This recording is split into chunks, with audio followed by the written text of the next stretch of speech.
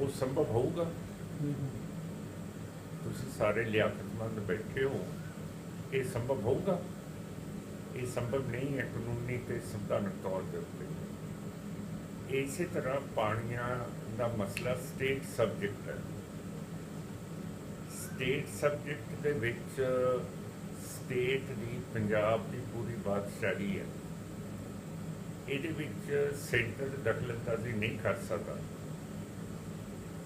ਜੱਜ ਸਾਨੂੰ ਇਹ ਹੈ ਕਿ ਸਾਡੇ ਜਿਹੜੇ ਰਵਾਇਤੀ ਅਕਾਲੀ ਰਹੇ ਹੈ, ਇਹਨਾਂ ਨੂੰ ਰਾਜ ਕਰਨ ਦਾ ਤਾਂ ਸ਼ੌਕ ਹੈਗਾ, ਪਰ ਜਦੋਂ ਵੰਡ ਹੁੰਦੀ ਹੈ ਉਦੋਂ ਇਹ ਆਪਣੀ ਬੋਲੀ ਵਧਾਉਂਦੇ ਹੈ ਕਿ ਸਾਨੂੰ ਕੀ ਮਿਲੂਗਾ। ਇਹ ਨਹੀਂ ਕਿ ਪੰਜਾਬ ਨੂੰ ਕੀ ਮਿਲੂਗਾ ਜਾਂ ਸਿੱਖਾਂ ਨੂੰ ਕੀ ਮਿਲੂਗਾ। ਇਹੀ ਗੱਲ ਸਾਡੇ ਪੋਲੀਟੀਸ਼ੀਅਨ ਦੀ 47 'ਚ ਹੋਈ, ਜਿਹੜਾ ਕਿ ਇਹ ਹਿੰਦੂਆਂ ਨੂੰ ਇੰਡੀਆ ਮਿਲ ਗਿਆ, ਮੁਸਲਮਾਨਾਂ ਨੂੰ ਪਾਕਿਸਤਾਨ ਮਿਲ ਗਿਆ, ਅਤੇ ਅਸੀਂ ਗੁਲਾਮੀ ਖੱਟੀ ਆ। ਜੇ ਤੁਸੀਂ ਕਹਿੰਦੇ ਹੋ ਕਿ ਕੁਰਬਾਨੀਆਂ ਸਿੱਖਾਂ ਨੇ ਬਹੁਤ ਕੀਤੀਆਂ, ਜੇਲ੍ਹਾਂ 'ਚ ਵੀ ਗਏ, ਫਾਂਸੀਆਂ 'ਤੇ ਵੀ ਚੜ੍ਹੇ ਹੈ, ਫਿਰ ਜਿਹੜੇ ਸਾਡੇ ਸਿੱਖ ਜਿਨ੍ਹਾਂ ਨੇ ਕੁਰਬਾਨੀਆਂ ਕੀਤੀਆਂ, ਉਹਨਾਂ ਦੇ ਵਿੱਚ ਦੂਰ ਅੰਦੇਸ਼ੀ ਤਾਂ ਹੈ ਨਹੀਂ ਸੀਗੀ। ਭਗਤ ਸਿੰਘ ਕਹਿੰਦਾ ਸੀਗਾ ਕਿ ਸਾਰੇ ਇੰਡੀਆ ਦੇ ਵਿੱਚ ਦੇਵਨਾਗਰੀ ਸਕ੍ਰਿਪਟ ਦੇ ਵਿੱਚ ਹਿੰਦੀ ਲਾਗੂ ਕੀਤੀ ਜਾਊਗੀ। ਹੁਣ ਸਿੱਖਾਂ ਦੀ ਤਾਂ ਕਦੇ ਡਿਮਾਂਡ ਨਹੀਂ ਰਹੀ, ਜਦ ਦਾ ਸਾਨੂੰ ਸ੍ਰੀ ਗੁਰੂ ਅੰਗਦ ਸਾਹਿਬ ਨੇ ਗੁਰਮੁਖੀ ਦੇਤੀ, ਸਾਡੀ ਬੋਲੀ ਸਾਡੀ ਲਿਪੀ ਦੇਤੀ। ਫਿਰ ਮੇਰਾ ਕਹਿਣ ਦਾ ਮਤਲਬ ਹੈ ਕਿ ਇਹ ਜਿਹੜੇ ਆਜ਼ਾਦੀ ਘੁਲਾਟੀਏ ਹੈ, ਇਹਨਾਂ ਨੇ ਹਿੰਦੂਆਂ ਨੂੰ ਆਜ਼ਾਦ ਕਰਾ ਕੇ ਤਾਂ ਭਾਰਤ ਦਵਾਤਾ ਅਤੇ ਮੁਸਲਮਾਨਾਂ ਨੂੰ ਆਜ਼ਾਦ ਕਰਕੇ ਪਾਕਿਸਤਾਨ ਬਣਾਤਾ।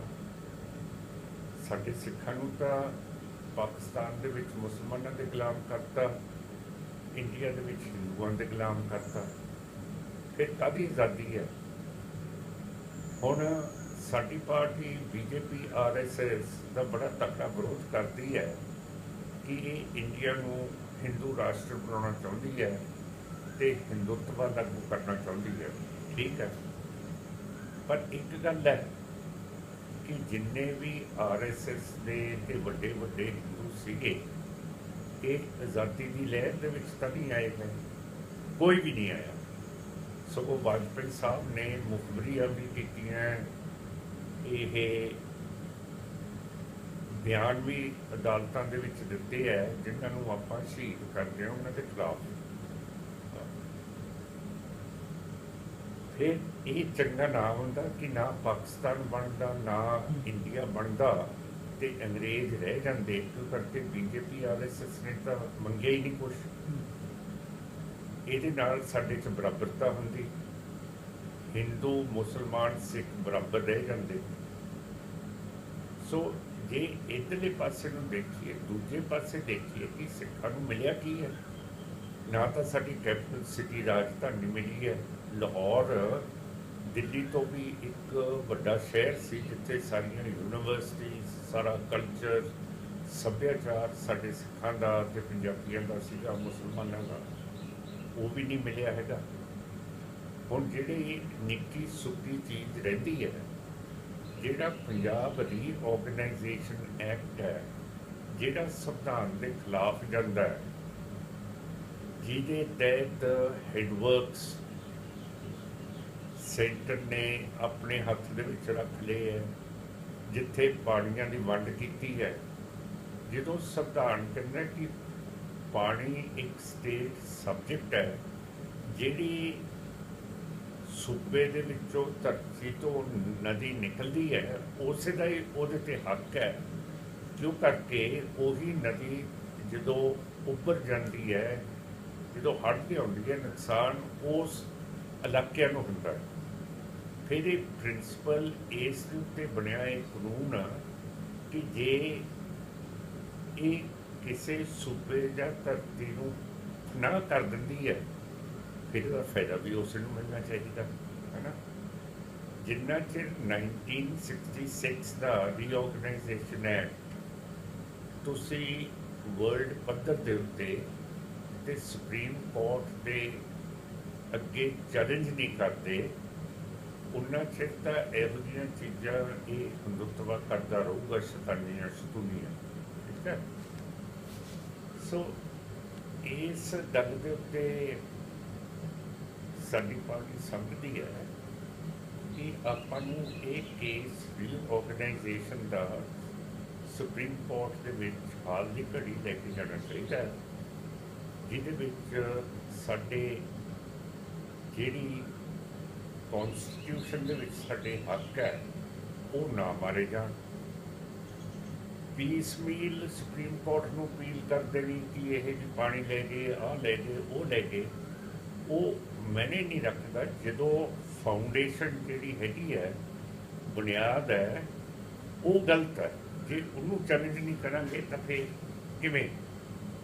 ਫਿਰ ਜਿਹੜਾ ਪਿੰਡ ਭਾਖੜੇ ਦੇ ਉੱਤੇ ਹੈਗਾ, ਜਿਹਦੀ ਹਦੂਦ ਦੇ ਵਿੱਚ ਸਾਰਾ ਕੁਛ ਹੈ, ਉਹ ਤਾਂ ਸ਼ਾਹ ਕਮਿਸ਼ਨ ਨੇ ਪੰਜਾਬ ਨੂੰ ਦਿੱਤਾ ਹੋਇਆ। ਉਹਦੇ ਉੱਤੇ ਅਸੀਂ ਦਾਅਵਾ ਕਿਉਂ ਨਹੀਂ ਕੀਤਾ ਅਜੇ ਤੱਕ ਸੁਪਰੀਮ ਕੋਰਟ ਦੇ ਵਿੱਚ? ਜੇ ਉਹਦੇ ਤੇ ਦਾਅਵਾ ਹੋਊਗਾ ਫਿਰ ਭਾਖੜਾ ਹਿੱਟਵਰਕ ਸਾਰੇ ਸਾਡੇ ਕੋਲ ਆਉਣਗੇ। ਠੀਕ ਹੈ। ਸੋ ਇਹ ਸਾਰੀਆਂ ਚੀਜ਼ਾਂ ਕੱਟੂ ਸਾਹਿਬ ਤੁਸੀਂ ਉੱਥੇ ਜਾ ਕੇ ਸਮਝਾਓ ਅੱਜ ਕਿ ਐਵੇਂ ਕਹੀ ਜਾਣਾ ਕਿ ਇਹ ਐਂਟੀ ਨੈਸ਼ਨਲ ਨੇ ਜੀ, ਸਿੱਖ ਇਹ ਤੋੜਨਾ ਚਾਹੁੰਦੇ ਆ, ਇਹ ਬੰਨ੍ਹਣਾ ਚਾਹੁੰਦੇ ਆ, ਇਹ ਗੱਲਾਂ ਹੈਗੀਆਂ ਫਜ਼ੂਲ। ਅਤੇ ਜਿਹੜੇ ਸਾਡੇ ਹਿੰਦੂ ਵੀਰ ਹੈ ਉਹਨਾਂ ਨੂੰ ਪੰਜਾਬੀਅਤ ਦੇ ਵਿੱਚ ਆਉਣਾ ਚਾਹੀਦਾ ਹੈ, ਆਪਣੇ ਕੌਮੀਅਤ ਦੇ ਵਿੱਚ ਆਉਣਾ ਚਾਹੀਦਾ ਹੈ। ਹੁਣ ਪੰਜਾਬੀਆਂ ਦੀ ਬੋਲੀ ਪੰਜਾਬੀ ਹੈ, ਹਿੰਦੂ ਕਹਿੰਦੇ ਆ ਕਿ ਸਾਡੀ ਬੋਲੀ ਹਿੰਦੀ ਹੈ। ਪੰਜਾਬੀ ਮੁਸਲਮਾਨ ਹੈ, ਉਹ ਕਹਿੰਦਾ ਮੈਂ ਪੰਜਾਬੀ ਹਾਂ, ਪਰ ਮੇਰੀ ਕੌਮੀ ਜ਼ਬਾਨ ਹੈਗੀ ਹੈ ਉਰਦੂ। ਠੀਕ ਹੈ। ਹੁਣ ਸਾਨੂੰ ਐਂ ਦੱਸੋ ਕਿ ਜੇ ਪੰਜਾਬੀਆਂ ਦੀ ਹਿੰਦੀ ਬੋਲੀ ਉਹਨਾਂ ਦੀ ਕੌਮੀਅਤ ਨੂੰ ਪ੍ਰਗਟ ਕਰਦੀ ਹੈ ਤਾਂ ਫਿਰ ਪੰਜਾਬੀ ਦੇ ਵਿੱਚ ਬੋਲ ਕੇ ਘੋੜਾ ਜਾਂ ਘਿਓ ਹਿੰਦੀ ਦੇ ਵਿੱਚ ਲਿਖ ਕੇ ਸਾਨੂੰ ਦਿਖਾ ਦਿਓ ਕਿ ਤੁਸੀਂ ਲਿਖ ਸਕਦੇ ਹੋ ਘੋੜਾ ਅਤੇ ਘਿਓ। ਘੁੱਗੀ ਨੂੰ ਕਿਵੇਂ ਲਿਖੋਗੇ ਤੁਸੀਂ?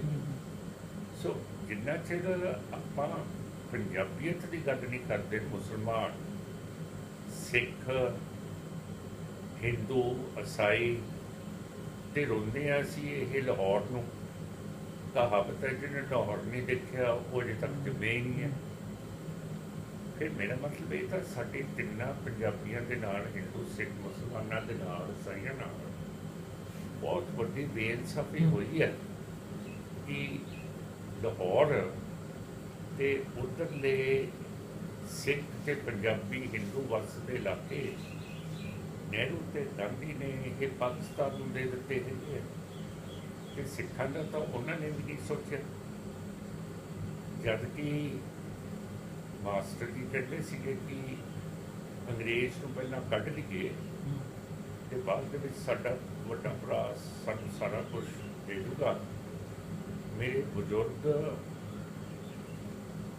ਜਿਹੜੇ MLA ਸੀ ਉਸ ਵਕਤ, ਉਹਨਾਂ ਨੇ ਮਾਸਟਰ ਜੀ ਨੂੰ ਕਿਹਾ ਕਿ ਮਾਸਟਰ ਜੀ ਤੁਸੀਂ ਐਂ ਦੱਸੋ ਜਦੋਂ ਪਿਓ ਮਰ ਜਾਂਦਾ ਹੈ ਅਤੇ ਵੱਡਾ ਭਰਾ ਛੋਟੇ ਭਰਾ ਨੂੰ ਸਾਰਾ ਕੁਛ ਦੇ ਦਿੰਦਾ ਉਹਦਾ ਹਿੱਸਾ। ਫਿਰ ਮਾਸਟਰ ਜੀ ਕਹਿੰਦੇ ਕਿ ਜਗਿੰਦਰ ਸਿੰਘ ਤੈਨੂੰ ਨਹੀਂ ਪਤਾ ਹੈਗਾ। ਫਿਰ ਉਹ ਯੰਗ MLA ਸੀਗੇ, ਯੰਗ ਲੀਡਰ ਸੀਗੇ, ਉਹ ਚੁੱਪ ਕਰ ਗਏ। ਇਹੋ ਜਿਹੇ ਵੱਡੇ ਲੀਡਰ ਦੇ ਅੱਗੇ ਬੋਲਣਾ ਤਾਂ ਇਹ ਫਾਇਦਾਮੰਦ ਨਹੀਂ ਸੀਗਾ। ਹੁਣ ਜਦੋਂ ਭੂਸਾ ਵੜਿਆ ਹੋਇਆ ਇਹ ਸਾਡੇ ਲੀਡਰਾਂ ਦੇ ਦਿਮਾਗ ਦੇ ਵਿੱਚ, ਤਾਂ ਫਿਰ ਆਪਾਂ ਕੀ ਕਰ ਸਕਦੇ ਹਾਂ? ਹੁਣ ਅੱਜ ਵੀ ਤੁਸੀਂ ਦੇਖ ਲਓ ਸਥਿਤੀ ਕੀ ਹੈ ਕਿ ਸਾਡੇ ਜਿਹੜੇ ਲੀਡਰ ਹੈ, ਬੇਸ਼ੱਕ ਕੈਪਟਨ ਅਮਰਿੰਦਰ ਸਿੰਘ ਹੋਣ, ਇਹਨਾਂ ਨੂੰ ਅੱਜ ਵੀ ਲੱਗੀ ਹੋਈ ਹੈ कि मेरा राज 5 साल रहूगा कि नहीं रहूगा। ਅਸੀਂ ਯਾਦ ਰੱਖੀਏ ਕਿ ਜਦੋਂ ਇਹ ਚੀਫ ਮਿਨਿਸਟਰ 2002 ਦੇ ਵਿੱਚ ਬਣੇ ਹੈ, 2007 ਤੱਕ ਇਹਨਾਂ ਨੇ ਬਾਦਲ ਦਰਿਆ ਨੂੰ ਸਾਰਿਆਂ ਨੂੰ ਜਰੈਮ ਪੇਸ਼ਾ ਬਣਾ ਕੇ ਇਹਨਾਂ ਦੇ ਉੱਤੇ ਕ੍ਰਿਮੀਨਲ ਕੇਸਿਸ ਰਜਿਸਟਰ ਕਰਤੇ। ਪਰ ਉਸ ਵਕਤ ਵੀ ਹੁਣ ਵੀ ਬਾਦਲ ਦੀ ਗੌਰਮੈਂਟ ਦੇ ਵਿੱਚ ਬੀਜੇਪੀ ਦੇ ਨਾਲ ਸਮਝੌਤੇ ਦੇ ਨਾਲ ਵਜ਼ਾਰਤ ਸੀਗੀ। ਕਿਸੇ ਵੀ ਬੀਜੇਪੀ ਵਜ਼ੀਰ ਦੇ ਖਿਲਾਫ ਜਿਨ੍ਹਾਂ ਨੇ ਕਰਪਸ਼ਨ ਬਹੁਤ ਕੀਤੀ ਸੀ, ਇੱਕ ਕੇਸ ਨਹੀਂ ਕੀਤਾ, ਜਿਹਦਾ ਮਤਲਬ ਹੈ ਕਿ ਕੈਪਟਨ ਅਮਰਿੰਦਰ ਸਿੰਘ ਦੀਆਂ ਲਾਈਨਾਂ ਪਹੇ ਬੀਜੇਪੀ ਰ-ਰਸਮ ਨੂੰ ਖੁੱਲ੍ਹੇ ਹੈ। ਇਹ ਤਾਂ ਕਿਸੇ ਵੇਲੇ ਵੀ ਮੋਦੀ ਦੇ ਨਾਲ ਸੁਲ੍ਹਾ ਕਰ ਸਕਦੇ ਆ। ਫਿਰ ਜਿਹੜਾ ਇਹਨਾਂ ਦਾ ਪਰਸਨਲ ਪ੍ਰੋਬਲਮ ਹੈ, ਜਿਹੜਾ ਅਸੀਂ ਇੱਥੇ ਨਹੀਂ ਕਹਿਣਾ ਚਾਹੁੰਦੇ, ਉਹ ਵੀ ਸੈਂਟਰ ਦੇ ਇਖਤਿਆਰ ਦੇ ਵਿੱਚ ਹੈ। ਜਿਵੇਂ ਇੱਕ ਦਿਓ ਸੀ, ਉਹਦੀ ਜਾਨ ਤੋਤੇ 'ਚ ਸੀਗੀ, ਤੇ ਜਿਹਨੇ ਇਹੋ ਜਿਹਾ ਭਿਆਨਕ ਦਿਓ ਮਾਰਨਾ ਸੀ, ਉਹਨੂੰ ਤੋਤਾ ਮਾਰਨਾ ਪੈਂਦਾ ਸੀ ਪਹਿਲਾਂ। ਇਸੇ ਤਰ੍ਹਾਂ ਜਿਹੜੀ ਕੈਪਟਨ ਅਮਰਿੰਦਰ ਸਿੰਘ ਦੀ ਲਾਈਫ ਹੈ, ਇਹਦਾ ਜੋ ਕੁਝ ਵੀ ਹੈ ਉਹ ਤਾਂ ਇਹਦੇ ਤੋਤੇ ਦੇ ਹੱਥ ਦੇ ਵਿੱਚ ਹੈ। ਤੇ ਤੋਤਾ ਕੌਣ ਹੈ? ਨਰਿੰਦਰ ਮੋਦੀ, ਬੀਜੇਪੀ ਤੇ ਰ-ਰਸਮ। ਫਿਰ ਇਸ ਨੂੰ ਕੀ ਫਾਇਦਾ ਰਹੂਗਾ ਇੱਥੇ ਕਾਂਗਰਸ 'ਚ ਰਹਿਣ ਨੂੰ, ਜਦੋਂ ਕਿ ਇਹਦੇ ਘਰੇਲੂ ਹਾਲਾਤ, ਜਦ ਕਿ ਜਿਹੜੀ ਇਹਦੀ ਖਾਸ ਹੈ ਕਿ ਮੈਂ ਰਾਜ 'ਚ ਰਹਾਂ, ਇਹ ਤਾਂ ਹੀ ਪੂਰੀ ਹੋ ਸਕਦੀ ਹੈ ਕਿ ਜੇ ਇਹ ਆਪਣੀ ਪੋਲੀਟਿਕਸ ਨੂੰ ਚੇਂਜ ਕਰਕੇ ਸਾਰੇ ਆਪਣੇ MLA ਉੱਧਰਲੇ ਪਾਸੇ ਲੈ ਜੇ। ਠੀਕ ਹੈ, ਤੇ ਬੜੇ ਥੋੜ੍ਹੇ ਹੈ ਜਿਹੜੇ ਫਿਰ ਇਹ ਇੱਧਰਲੇ ਰਹਿ ਜਾਣਗੇ। ਸ਼ਾਇਦ ਬੀਬੀ ਭੱਠਲ ਰਹਿ ਜਾਊਗੀ, ਉਹ ਤਾਂ ਹਾਰ ਗਈ ਹੈ। ਹੋਰ ਇਹੋ ਜਿਹੇ ਹਾਰੇ ਹੋਏ ਲੀਡਰ ਉਹ ਕਾਂਗਰਸ 'ਚ ਰਹਿ ਜਾਣਗੇ। ਇਹ ਤਾਂ ਇਹ ਡਾਰੀ ਮਾਰਨ ਨੂੰ ਤਾਂ ਤਿਆਰ ਹੈ।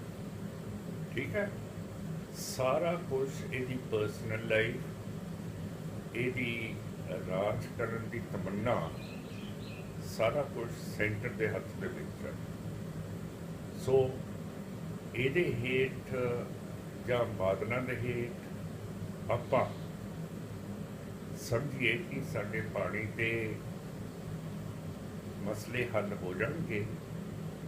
ਇਹ ਤਾਂ ਫਿਰ ਆਪਾਂ ਉਹ ਜਿਹੀ ਦੁਨੀਆ 'ਚ ਰਹਿ ਰਹੇ ਹਾਂ ਜਿਵੇਂ ਫੀਮ ਖਾ ਕੇ ਤੇ ਆਨੰਦ ਲੈ ਲਓ।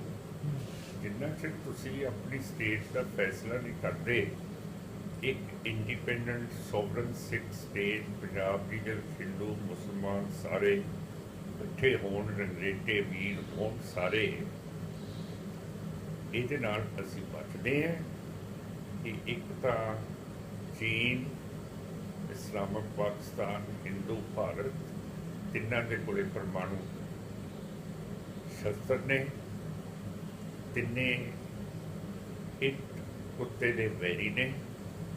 ਕਿਸੇ ਵੇਲੇ ਵੀ ਇਹਨਾਂ ਦੀ ਲੜਾਈ ਛਿੜ ਗਈ ਤਾਂ ਦਾਣੇ ਜੰਗ ਤਾਂ ਪੰਜਾਬ ਤੇ ਪੰਜਾਬੀ ਬੋਲਦੇ ਇਲਾਕੇ ਹੋਣਗੇ, ਰਾਜਸਥਾਨ, ਹਰਿਆਣਾ, ਚੰਡੀਗੜ੍ਹ, ਹਿਮਾਚਲ, ਜੰਮੂ ਕਸ਼ਮੀਰ, ਲੇਹ ਲੱਦਾਖ, ਹਿਮਾਚਲ ਸਾਰੇ ਹੋਣਗੇ।